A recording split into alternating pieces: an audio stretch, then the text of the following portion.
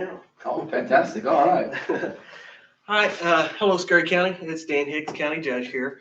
I've got Stephen Pena and Jessica Robbins here with me. They're with the Snyder Community Resource Center, and they're going to tell us kind of what they're doing with the community, what they do for the community, what they've done so far with COVID and with everything that's going on, and then kind of where they're going in the future, and then anything else they want to talk about.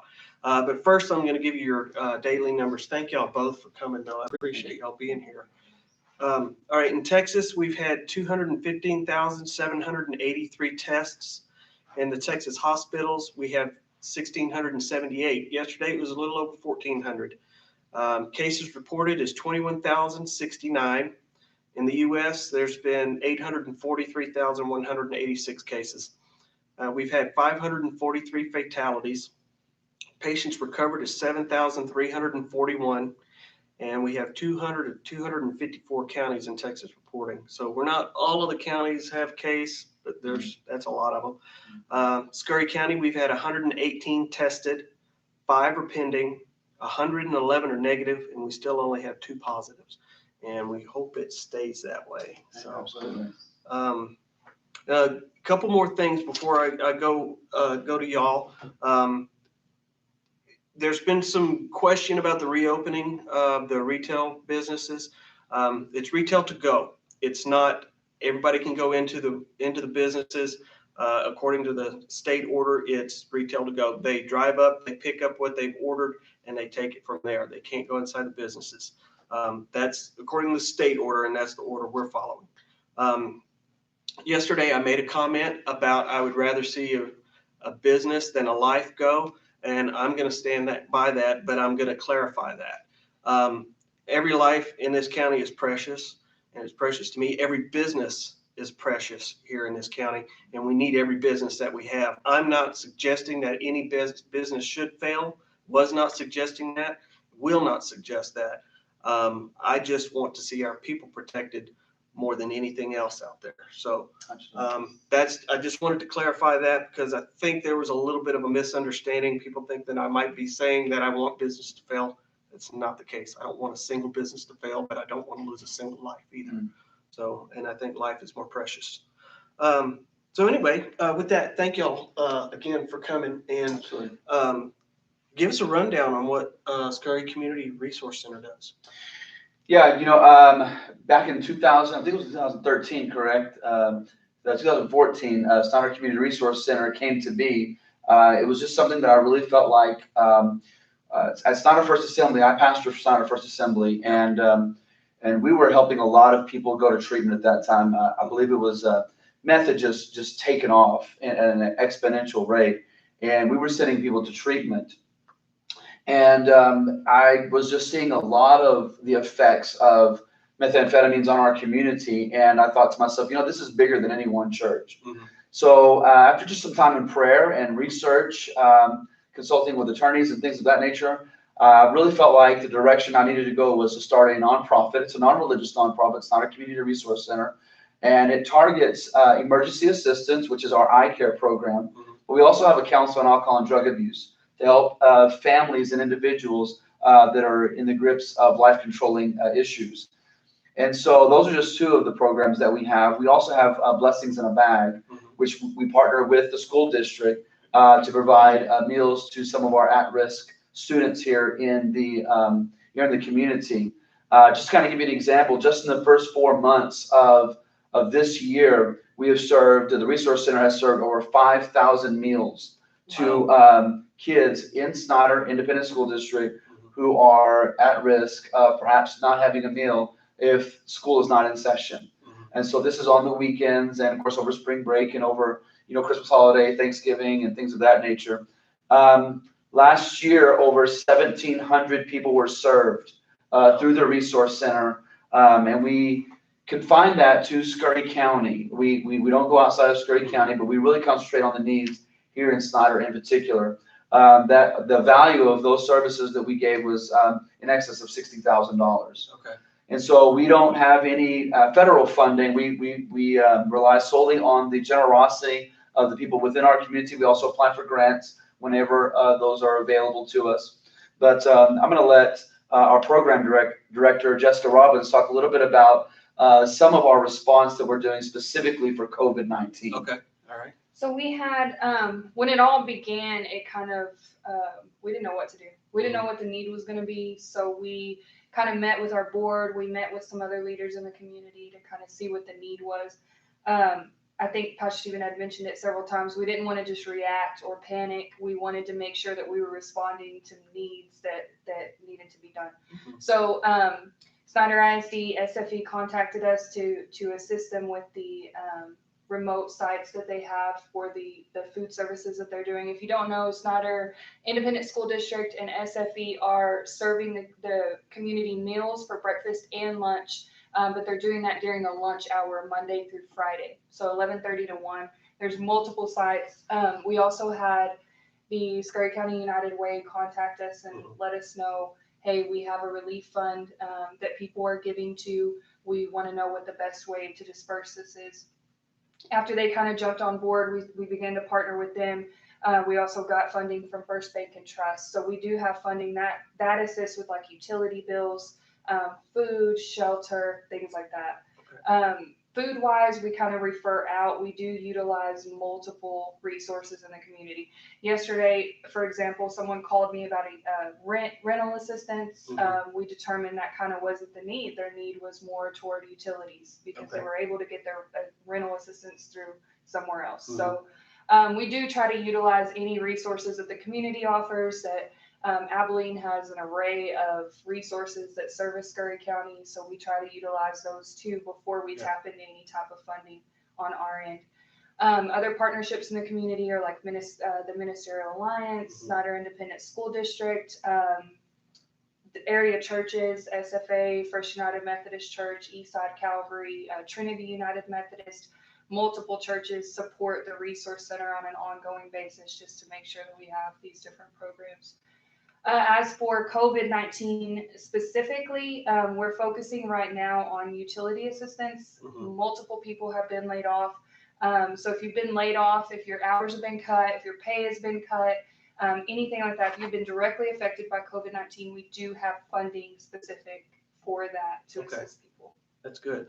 I'm also assuming that if you can't help them out, you can point them in the direction where they can get help. Yes. Absolutely. You know, that was one of the big needs that I saw, is that when people would call before the resource center, they would call the church, and I would, either we could help them or we couldn't, but we didn't know where to point them. Right. So we wanted to create an organization that even if we couldn't help, we had enough partnerships and enough knowledge of what was going on in our community that we could point them in that direction. And so we utilize an online database called Charity Tracker. Okay. And through Charity Tracker, if an organization or church utilizes Charity Tracker, we can actually share information. Okay. So somebody pulls up a name on that Charity Tracker, they can see, okay, well, this person received food at the food bank yesterday. Okay, well, First Assembly has helped them with this, and, the Resource Center. So the desire was to really make sure that we are utilizing the funds that we have to the best of our ability. Right. We're not duplicating services. So when people do give to the Resource Center, they know that we're making every possible chance we can to make sure we're using our funds to those that are most in need, to those that are most vulnerable, and to those that really need it the most. Right. And at this point in time, we know that there's a lot of families out there that are in need. And so we're so grateful for all of our partnerships that are helping us to meet those needs whenever we can. Yeah, absolutely. That's One of the programs, Pastor Stephen mentioned it briefly, the Blessings in a Bag is under our Community Care Initiative program. And that program services, we do different like outreaches and things like that. Blessings in a Bag is one of them. So now there's families that are affected that weren't affected before COVID-19. absolutely. So we have expanded our Blessings in a Bag. We're looking at expanding it, hopefully to go through the summer. It typically does not go through the summer months. So we're looking at expanding it there. But it also, the Community Care Initiative is where Back to School Bash comes in play. So we have scheduled that as well for August the 1st. hopefully, we don't know what that's going to look like yet, but Right. hopefully we'll be able to serve people through there too. So. Okay. And I've heard of Blessings in a Bag, and you've both mentioned it, but can you explain a little more what Blessings in a Bag is? So Blessings in a Bag serves SISD students. It's district wide. Any of the campuses can sign up. It's teacher referrals. So if the teacher sees that there's a need or the family expresses there's a need for food, then teachers have referral lists. They put in those referrals to the school district. We have a liaison that works with us from the school district. And we provide meals over the weekends. They're self-serve. Sometimes mom and dad are working, kids are home by themselves, or low-income indigent families. And there's no type of, we need XYZ from you. We need your financials. We need this and that. Right. The liaison just confirms that there's a need in the home, and then we get those meals. The students, typically we call it Blessings in a Bag because there's a class that puts them together. So it's students preparing them for other students. Obviously that's not the case right now because we're closed, but typically that's what it looks like. Okay. And so they fill the bags and then they put them they take them to the teachers. The teachers put them in the backpacks. Okay.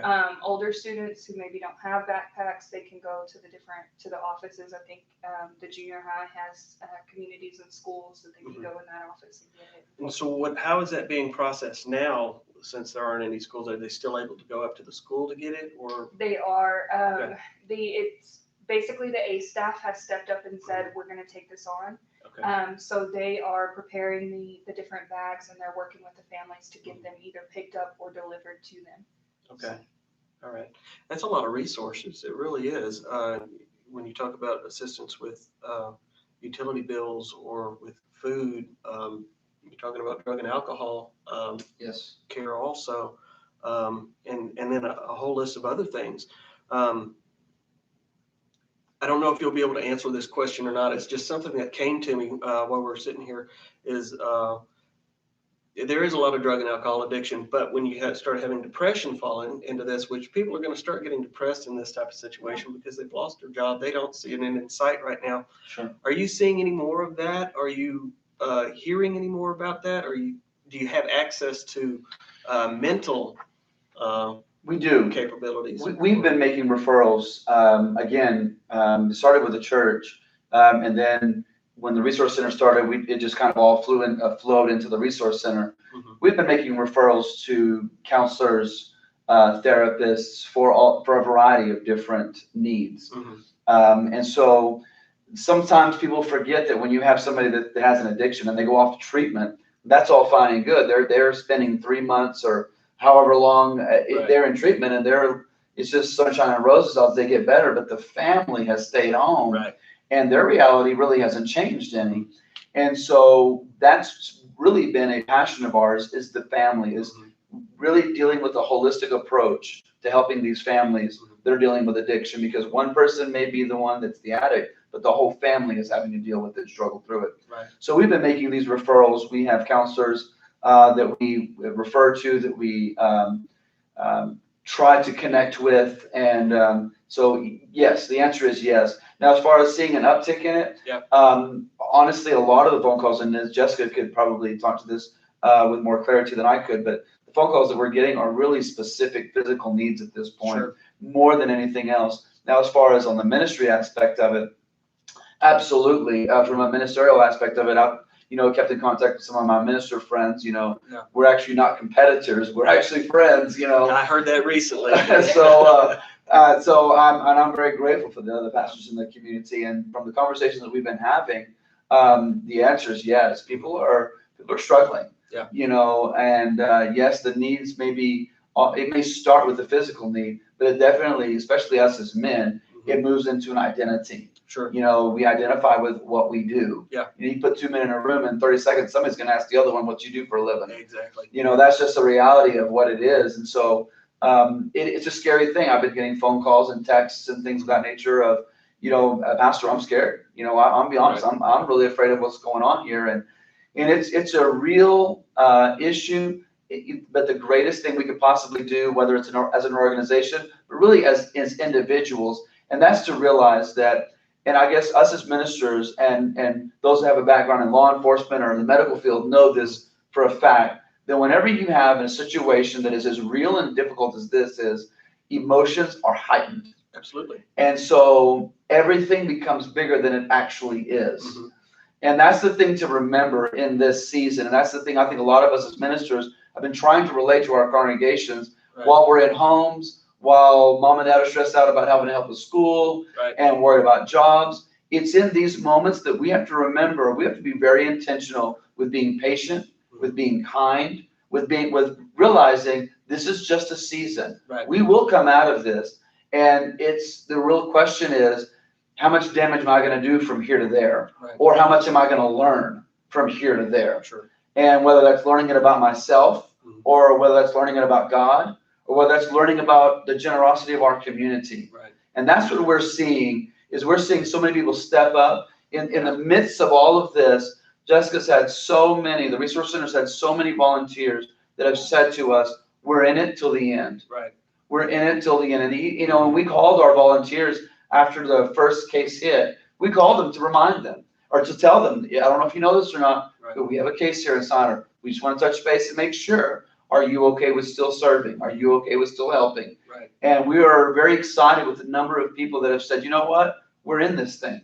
Somebody has to do it. We're in it. And so we're just, you know, it's not surprising, but it's incredible to have that reassurance that our community is filled with people. I'm very grateful for all of our first responders, doctors, nurses.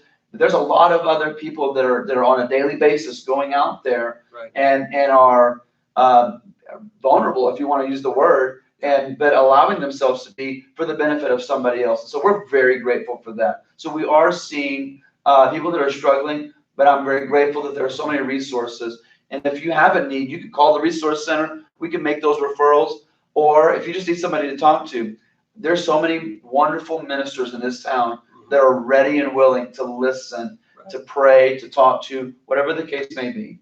That is fantastic. And that's what I keep seeing in our community is so many people that are able to, that are still working or have the ability to help in any way that they can. They are. It's not a lot of people that aren't really doing something in some way. It may be small, it may be giving a bigger tip somewhere, but it could be as much as buying gift certificates somewhere and passing them out, or you know, to support the local businesses and to thank somebody else for it. But there's so many different ways that our community is helping and volunteering at your place and other places as well. So we have a great community, and that's what we have to remember is basically what you were saying. This is a season. There will be an end. There is still a light at the end of the tunnel. If it is a train, we'll just get on the train and go on. We're not going to get run over by it. There you go. So, there you go. Do you have anything else that you'd like to add? You know, for any organization, you know, churches, businesses that perhaps, you know, you are looking to do something for the community. You know, the Resource Center was here before COVID, and the Resource Center is going to be here after COVID. And we have made a absolute decision to make sure that we're here for the most vulnerable of our community. Whatever the need may be, if we can't help, we will find somebody who can. So if you're looking for a place to make a difference, the Resource Center is a fantastic place to make a donation. As I mentioned before, we're just able to identify those that need the help the most because we have been doing this. We have an emergency assistance program that's been ongoing for years. And so in our community, we know who is who. We know, we're so familiar with the people that we deal with that we just, how can I say, we know the real needs from the not real needs.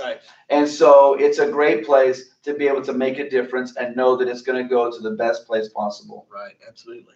I just wanted to add, volunteer-wise, we are a volunteer-based organization, but people, like we have volunteers that contact us, and we know the organizations that need volunteers, like the Food Cupboard, the Soup Kitchen that Word is Life just started on Wednesdays, things like that. So we don't just plug people volunteer-wise, we don't just plug them in to the Resource Center. We can plug them into the community as a whole. They'll come and tell us what we had a family, hey, we want to bake desserts. Is there somewhere where you can plug us in? We plugged them into Word is Life. So it's not just the Resource Center, but we do have probably around 25 to 30 volunteers, active volunteers, Monday through Friday at this point. Okay. That is great. Yeah. That is great. Well, thank you both for coming in and giving Absolutely. this good information. I'm going to do this real quick. The Snyder Community Resource Center, if you need anything there or want to help in some way or get information to somewhere else that you don't have access to, their phone number is 325-436-0294. 436-0294. And if you want them directly, you've got them. If you need to go somewhere else or be pointed in a different direction, they'll send you there. So once again, thank you both. Appreciate you Thank coming you for the in. invitation. And I'll see y'all tomorrow and we'll talk about something else. Maybe I can end the stream here, but it's not going to do that. Yeah.